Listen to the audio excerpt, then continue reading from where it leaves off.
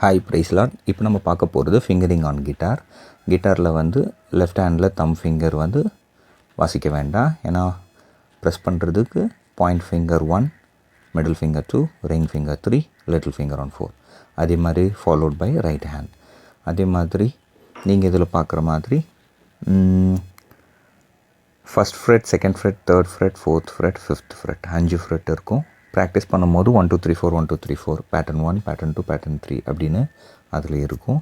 First set 1 2 3 4, தென் 5 6 7 8 Fred, தென் 9 10 11 12 3 விதமாக பிரித்து finger போர்டை, அதாவது ஃப்ரெட் போர்டை நீங்கள் யூஸ் பண்ணி ப்ளே பண்ணலாம். எக்ஸசைஸ் நிறைய கொடுத்துருப்பாங்க.